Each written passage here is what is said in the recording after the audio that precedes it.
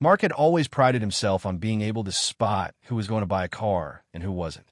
He could tell just by the way someone dressed, how they walked, even how they held their coffee cup. Today, it was a slow afternoon at the dealership, and there weren't any serious buyers in sight. He was slouched behind the desk, scrolling through his phone, mentally checked out, when the door chimed and in walked a guy who immediately caught his attention. He was wearing a loose hoodie, the kind that probably cost $10, and old jeans that looked like they'd been through 1,000 washes. Nothing about his outfit screamed, "I'm here to buy an Audi." Mark rolled his eyes before even greeting him. He knew the drill. People like that came in all the time, browsing around, pretending to care about cars that they couldn't afford. Mark knew it wasn't worth wasting time on them. "Can I help you, sir?" Mark asked, his voice flat, trying to mask the judgment that crept into his tone. The guy barely looked up. He was just standing there, arms crossed, scanning the floor models with an almost eerie calmness. "Just looking," the man said, his voice deep, deliberate. It wasn't the response Mark was expecting, but then again, nothing about this guy was quite what he expected. The showroom was quiet except for the sound of the man's footsteps as he wandered from one car to another. Mark started to get annoyed. He'd seen people like this before, acting like they were interested in cars, when really they were just wasting his time. What was the point of even coming in if they didn't plan on buying? Mark couldn't help but let out a small, frustrated sigh. "Nice cars, right?" The guy suddenly spoke again, but this time it sounded more like a statement than a question. He wasn't asking for advice, wasn't really looking for a sales pitch. It was as if he was talking to himself. "Yeah, they're nice," Mark said, forcing a smile. "But they aren't for everyone. You know, these aren't exactly cheap. They're more for, well, people who can afford them." His tone wasn't harsh, but there was an unmistakable edge to it. Mark wasn't trying to be rude, but he was sure the guy would get the point and leave soon enough. But the man didn't seem bothered by the comment. He just stood there, nodding slowly as if he was taking everything in. There was something about the way the guy moved that Mark couldn't quite place. Calm, controlled, not a hint of hesitation in his steps. It didn't match the awkward, uncertain demeanor most people had when they wandered into a place like this. Mark couldn't help himself. He leaned back a little in his chair, glancing over at the guy. "You sure you can afford it?" he muttered, half under his breath, but loud enough that the guy would hear it. Mark thought it was a harmless jab, just a way to get him to leave, but the man's eyes locked onto his with such intensity that it made Mark pause for a second. "Why don't you think I can?" the man asked, his voice still steady, no anger or annoyance behind it, just curiosity. It was an unsettling question. Mark hadn't expected a response like that. It almost felt like the guy wasn't playing by the usual script. But Mark wasn't about to back down. "Look, it's not personal, but people like you don't usually come in here to buy a car like this." Mark gestured to the high-end model on the showroom floor, sleek, shiny, the kind of car that screamed success, screamed money. "I mean, this isn't just something you pick up on a whim. It's a big investment. And let's be honest, you're not the type to walk in and just drop that kind of cash, right?" The man just stood there, looking at Mark as if he was trying to see through him, and then slowly he pulled out his phone from his pocket. Mark didn't think much of it at first. Maybe the guy was checking prices, but then the man opened an article. Mark glanced at the screen, and his eyes locked on a headline. "Elon Musk's latest purchase changes the electric car game." Mark blinked, trying to process what he was seeing. The man wasn't just anyone. He was Elon Musk, and in that moment, the realization hit him like a slap to the face. The casual demeanor, the low-key outfit, it was all part of the disguise. Mark's face went pale, and his stomach dropped. He had just mocked Elon Musk, one of the richest and most influential people in the world, in a luxury car dealership. He could barely breathe, his mouth suddenly dry. The awkward silence between them stretched out, and Mark could feel every second ticking by as he stood there, frozen, staring at the phone in the man's hand. He was an idiot. What had he been thinking? How could he have been so blind, so arrogant? For a moment, Mark didn't know whether to apologize or run.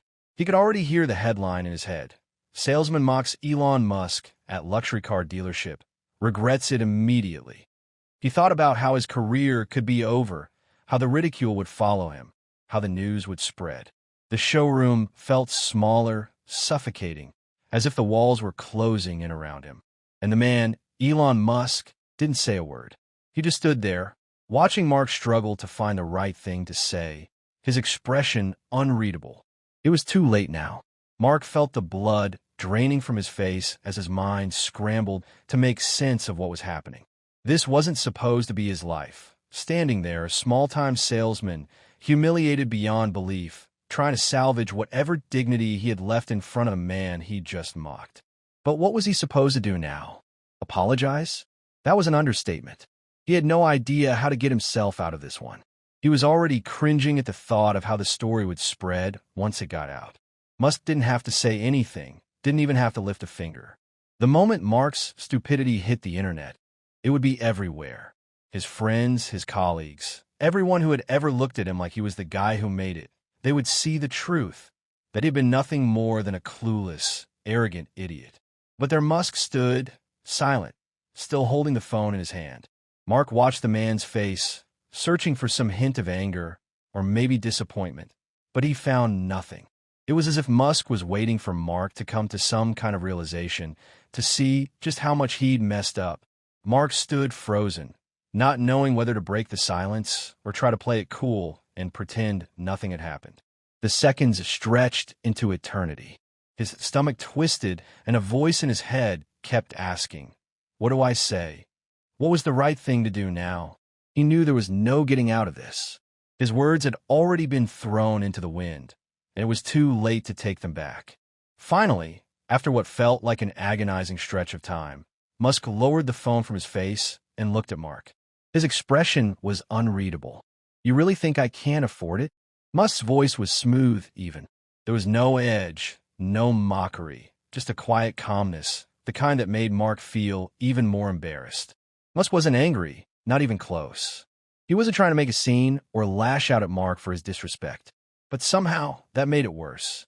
He wasn't the angry billionaire coming down on some misguided salesman. He was just waiting. Mark could feel it in his gut. This was the moment that would define everything. Mark opened his mouth to speak, but nothing came out. He thought about saying something like, "I'm sorry, I didn't know," but all felt so weak, like it would barely scratch the surface of what had just happened. Musk wasn't going to care about a half-hearted apology. He'd probably seen and heard worse, and right now, Mark was just another guy who couldn't read the room. But what else was there? What other choice did he have? Before he could gather his thoughts, Musk spoke again. "I get it," he said, his tone still calm, but this time with a hint of something else, something almost like amusement. "People make assumptions. It's easy to judge based on appearances. But that's why it's always better to give people a chance, don't you think?" Mark's mind raced. Was this a lecture? Was Musk trying to teach him some kind of lesson, or was it something deeper, something more cutting than that? Mark wasn't sure if he should be angry with himself, or with Musk, or maybe even with the world. Maybe this was just the way things were. Maybe this was how it always worked. Those who could afford it, the ones who could really make a difference, didn't have to prove anything to anyone. They didn't need the approval of a salesman to buy a luxury car, and maybe, just maybe, that's why Musk wasn't bothered. He didn't have to stoop down to Mark's level. But Mark wasn't in a position to backpedal. Not anymore. He wasn't sure what Musk was trying to do. Show pity? Act like everything was fine? He couldn't tell, and that uncertainty only made him feel worse. And yet, Musk wasn't rushing away. He wasn't pulling some grand, dramatic move that would leave Mark humiliated in front of the whole store. No, he was just standing there, waiting. Maybe it was a test, some kind of challenge Mark hadn't signed up for. Was he supposed to apologize? Was he supposed to get down on his knees and beg for forgiveness? "Look," Mark started, his voice coming out hoarse. "I didn't mean—" He stopped, immediately realizing that didn't sound right. He wasn't even sure what he was trying to say. What could he possibly say to make this moment right? Was it even possible to make this right? "I didn't realize," he added, his voice trailing off. The words felt hollow, empty. They didn't carry any weight. Musk stood there silently, watching him. Mark couldn't even read his expression anymore. It was just so still. "You didn't realize what?" Musk asked, raising an eyebrow, almost like he was trying to make Mark finish the sentence, but in a way that felt detached. Like he wasn't pressing for an apology, but almost testing Mark's awareness. "I didn't realize who you were," Mark muttered, his voice barely above a whisper. The words felt weak even as he said them. It wasn't an apology, not the way it needed to be. He wasn't apologizing for mocking someone who was far more successful than him. He was just acknowledging the fact that he'd completely misjudged the situation, and now it was too late. Musk didn't seem to care about the apology, or maybe he was just waiting to see how Mark would react to the situation unfolding. After a long pause, Musk spoke again. "It's easy to forget that not everything is what it seems," he said, his voice softer now, like he was speaking to someone on his level. Mark wanted to say something, anything to fill the silence, but he was struggling. This wasn't just about the mockery anymore. It was about something much bigger. He could feel the weight of his actions settling in. The more he tried to rationalize it, the worse it got. This wasn't just a simple misunderstanding or an accidental insult. This was a failure of perception, of character. "I'm sorry," Mark finally said, this time more firmly. It wasn't just about the car or the job or Musk's status. It was about the moment, about the human failing. "I shouldn't have said what I said." Musk just nodded. It wasn't a forgiveness, but it wasn't a rejection either. It was like the moment had passed, like the apology, however small, was enough to move on from. But as Musk turned and began to walk away, Mark's chest tightened. It wasn't over. In fact, it had just begun. The consequences of this moment were far from clear, but Mark had no doubt that the realization would stick with him for the rest of his life. As Musk turned his back to Mark, heading for the showroom exit, Mark was left standing there, his mind still reeling from the whole exchange. The weight of what had just happened settled deeper into his chest, tightening like a knot. He should have been relieved that Musk wasn't calling him out, wasn't causing a scene. But instead, Mark felt like he had just stepped into a trap, one he didn't even know was there. It was almost worse that Musk didn't confront him, didn't say anything more. He just walked away. Mark stood frozen for a long moment, staring at the empty space where Musk had been. The showroom suddenly felt much larger than it had before, like the quiet hum of the fluorescent lights overhead grew louder, filling the room with a pressure that made it hard to breathe. He had no idea how to process what had just happened. Everything was still swirling around in his head, and he couldn't seem to gather his thoughts into anything that made sense. There was a part of him that wanted to run after Musk, beg him to come back, to apologize one more time, to beg for some kind of redemption. But he knew that would do nothing. The damage had been done. It wasn't just that he'd mocked one of the richest men in the world. It wasn't just that he'd been wrong about the guy in the hoodie, the guy who seemed so out of place in the showroom. No, what really bothered Mark was that he had made a snap judgment about someone based on nothing but appearances, and it had cost him in ways he couldn't even understand yet. He had been so quick to assume that someone who looked out of place, who didn't fit the typical buyer profile, wasn't worth his time. He had judged the man, disrespected him, and made him feel small, all because of the way he dressed, the way he carried himself. But there was a deeper truth lurking beneath that realization, one Mark didn't want to confront just yet. For a few minutes, Mark stood there, letting the silence stretch on, staring down at the polished floors, his hands clenched into fists at his sides. When he finally looked up, he noticed one of his colleagues, Jason, standing near the door, watching him with an expression that could only be described as disbelief. Jason had been working at the dealership for years, and he had seen a lot of things: good sales, bad sales, difficult customers, and even more difficult coworkers. But the look on his face now was one Mark had never seen before. Jason seemed to be sizing him up, like he was trying to figure out what to make of the situation. Mark felt a tightness in his chest as he cleared his throat and made his way toward the break room, hoping to escape the weight of the moment for just a little while. But Jason wasn't about to let him off the hook that easily. "Hey," Jason called out, his voice low. "What the hell was that about?" Mark stopped in his tracks, turning to face his colleague. He didn't have the energy to pretend that everything was fine, to throw on his usual salesman smile and shrug it off. Jason had always been the guy who would ask blunt questions, the kind of guy who didn't care about anyone's feelings if it meant getting to the truth. Mark could see the curiosity in his eyes, but there was something else too, something that made Mark feel even more exposed. "What do you mean?" Mark asked, his voice flat. "Don't play dumb," Jason replied, taking a few steps forward. "You were just standing there, looking like a deer in headlights, talking to a guy in a hoodie." Then he walks out, and you're just standing there like you've seen a ghost. What happened? Jason leaned in, his eyes narrowing. Was that who I think it was? Mark felt a twinge of guilt in his gut. He could tell that Jason was piecing things together, trying to figure out what had really gone down. Mark had no idea what to say. He wasn't ready to admit how badly he'd screwed up, not to Jason, not to anyone. But there was no escaping the reality of what had just happened. He sighed heavily, running a hand through his hair. Yeah, he muttered. That was him. Jason's eyes widened. That was Elon Musk? He asked, as if he couldn't quite believe it himself. Mark nodded, his mind still racing. He felt like a fool. He had spent so many years learning the ins and outs of sales, honing his skills to predict who was going to buy, who wasn't, but none of it mattered. None of it had prepared him for this moment. None of it had taught him to stop and listen, to stop judging people based on their appearance, on some idea of what they were supposed to be. Jason let out a low whistle. Man, you really messed up, didn't you? Mark couldn't even argue with him. There was no way to spin it.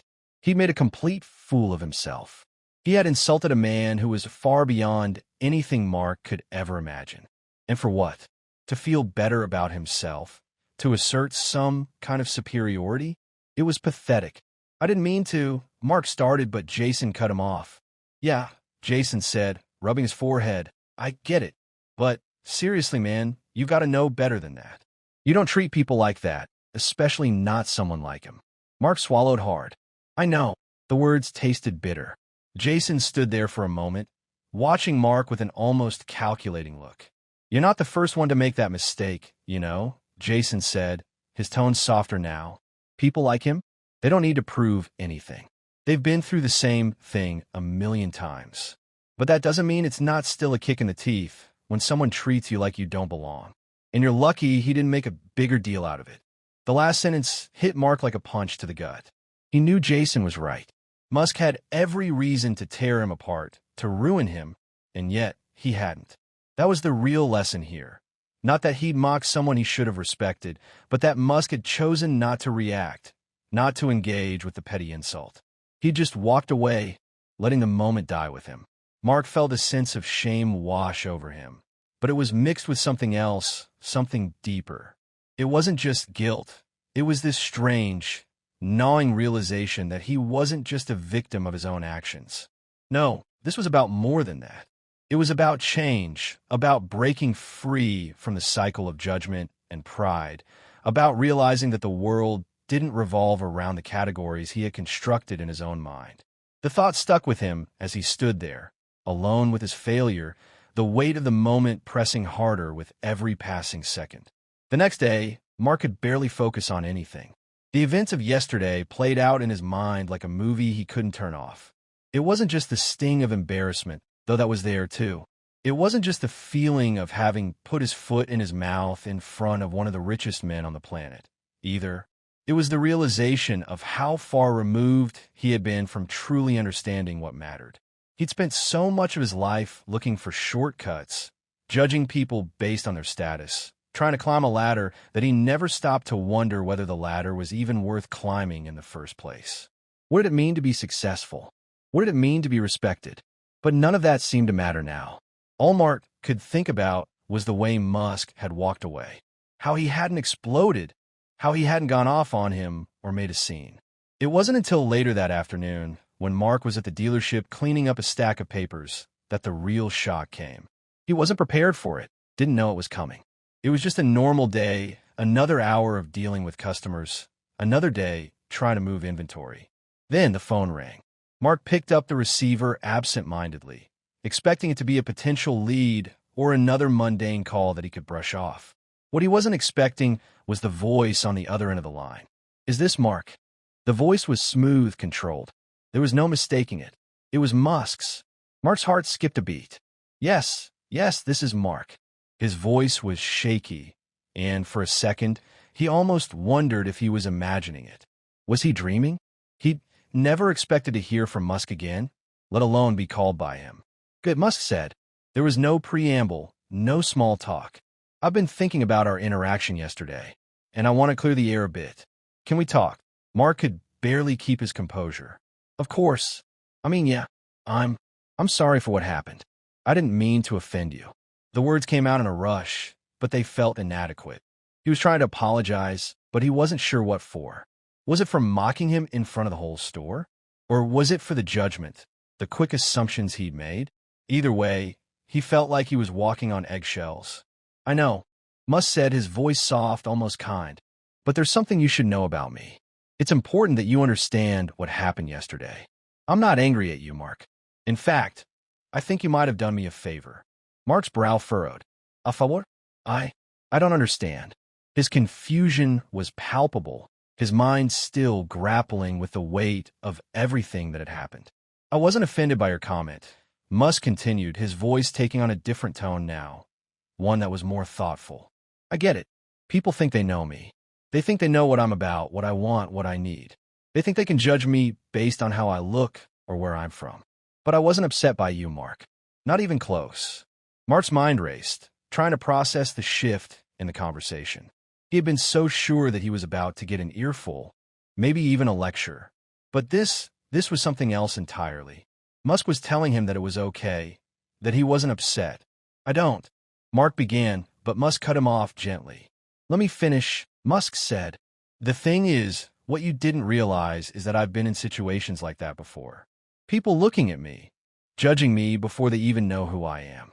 I've had it happen a million times, from investors to executives to strangers on the street. People see me, and they make assumptions. But here's the part I want you to understand.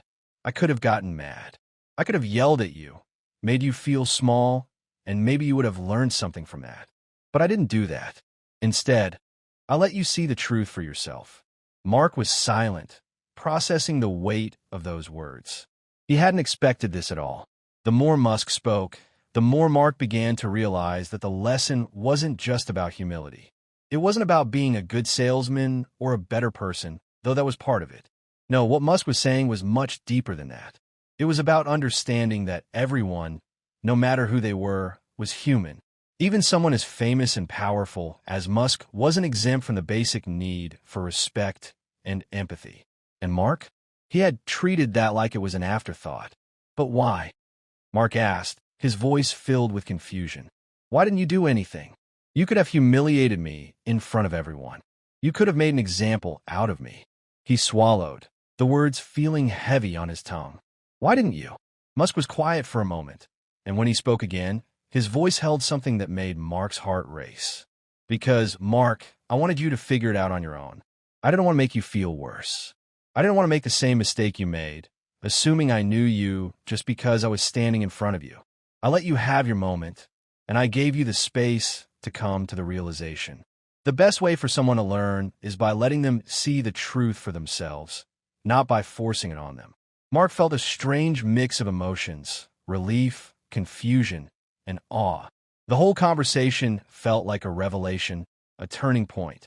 "So, you're saying that you let me make a fool of myself on purpose?" Mark asked, his voice barely above a whisper. "You just stood there and let me?" "Yes," Musk replied, the words simple but powerful. "I wanted you to see what you did, to learn from it in a way that would stick with you. And you did. That's why I'm calling you now. I wanted to make sure you understood, really understood, that people are more than what we see on the surface. We all make mistakes. But the key is to learn from them, not to stay stuck in them." Mark didn't know what to say. His mind was spinning, but something about the way Musk spoke made him feel like he had just been handed something incredibly valuable, something he didn't deserve but would carry with him for the rest of his life. I don't know what to say. "Thank you." "Don't thank me," Musk said, chuckling softly. "Just take it to heart, Mark. Use it to change how you approach people from now on. Don't assume. Listen. Learn." Mark sat back in his chair, staring at the phone in his hand, completely stunned. He'd expected something completely different, something harsh, something that would bury him in shame. But instead, Musk had given him a lesson in humility, in patience, and in the quiet power of not reacting immediately. The twist had been nothing like what Mark expected. And in that moment, Mark understood that the real lesson wasn't about who Musk was. It was about who Mark needed to become. Mark couldn't stop replaying the conversation he had had with Musk over and over in his mind. It wasn't just the words that had struck him, although they were profound. It was the calm, almost reassuring way that Musk had approached the whole situation. Mark had expected to feel small, to feel like a failure, but instead he felt something else, a weight being lifted.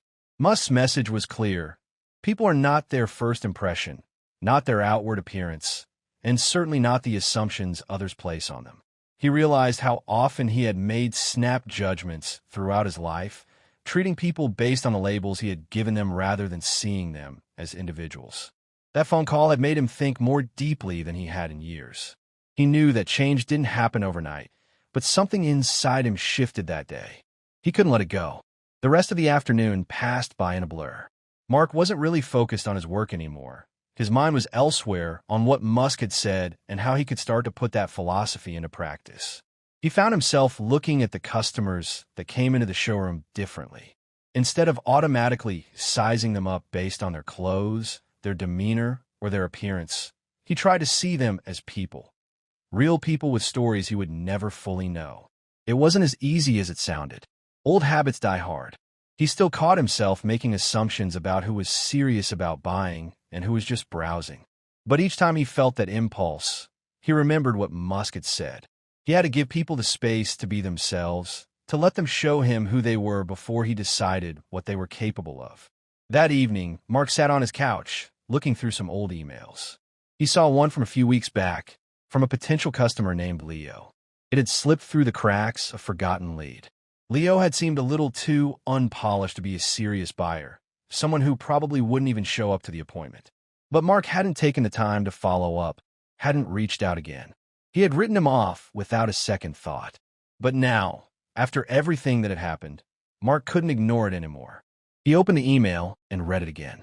Leo had mentioned that he was looking for a high-end sports car, but was on a tight budget. Mark had assumed it was just a casual inquiry, nothing worth pursuing. But now, sitting there in the quiet of his apartment, he knew that he had to follow up. There was no longer room in his world for assumptions, for dismissing people based on surface-level impressions. He quickly typed out a reply, apologizing for the delay and offering to help Leo find the perfect car within his budget. He hit send before he could second-guess himself. The next morning, Leo replied almost immediately. He seemed surprised to hear from Mark again, but the email was filled with gratitude. Leo said that he'd been to a couple of other dealerships, but hadn't gotten much help, which made him feel discouraged. But now, thanks to Mark's follow-up, he felt like he was finally being taken seriously. They set up a meeting for the next day. When Leo arrived at the dealership, Mark was waiting by the front door, ready to meet him. He looked a little disheveled. His clothes weren't the most polished, and his shoes were worn. But there was something in his eyes that told Mark everything he needed to know. Leo was serious. He had a quiet determination, an unspoken confidence. And when they started talking about the cars, Leo's knowledge and passion for sports cars quickly became apparent. Mark was stunned by how much Leo knew about the technical aspects of the cars, the different models, and the history behind each one. It became clear that Leo wasn't just a casual buyer. He was someone who had put thought into every detail of his decision, someone who had a genuine love for the cars Mark was selling. As they walked through the showroom, Mark found himself listening intently, not just to what Leo said, but to how he said it. He wasn't focused on Leo's appearance anymore, or on whether he looked like the type of person who could afford the car. He was focused on Leo's story, on the way he spoke about his dream car. And when Leo finally chose the car he wanted, Mark realized that this wasn't just another sale. This was a person who had trusted him enough to share his dreams, someone who was willing to spend his hard-earned money on something he was truly passionate about. A few days later, Mark received a thank you email from Leo. The tone was genuine, and the words were simple but heartfelt. Thanks again for taking me seriously and helping me find my dream car. It means more than you know. Mark sat back in his chair, staring at the screen, a smile tugging at the corner of his lips. It wasn't just the sale that felt rewarding, it was the connection he had made. The way he had listened, the way he had treated Leo like a real person instead of a walking paycheck. It felt different than any other sale he had ever made. Word spread quickly around the dealership about Mark's change in approach. His colleagues noticed it, especially Jason. Jason, who had been the first to call Mark out for his mistake the day before, watched as Mark's attitude shifted. He noticed how Mark was no longer judging the customers he interacted with, no longer dismissing anyone based on their appearance. It wasn't that Mark had suddenly become perfect. He wasn't. But he had changed. Jason had seen it firsthand. One afternoon, as they were closing up for the day, Jason pulled Mark aside. "I gotta say, man," Jason started, his tone lighter than usual, "I've been watching you. You've been doing things differently lately. I think you're onto something." Mark raised an eyebrow. "What do you mean?" Jason grinned. "You're treating people like people now, not just potential commissions. It's working. You're making sales, but more than that, you're building connections. You've got something going, and people are picking up on it." Mark felt a swell of pride. It wasn't about being better than anyone else. It was about being better than the version of himself he had been before. He still had a long way to go, but for the first time in a long while, he felt like he was on the right path. A week later, Mark saw Musk's name pop up on his phone again. This time, though, it wasn't a call. It was a text. Asterisk, "I heard you made a sale today that was pretty meaningful. Keep doing what you're doing. You're getting it." Asterisk. Mark smiled to himself, knowing exactly what Musk meant. And as he typed out a simple response, "Thank you. I will," he realized that the lesson Musk had taught him wasn't just about being a better salesman. It was about being a better human. And that, he knew, was something worth striving for.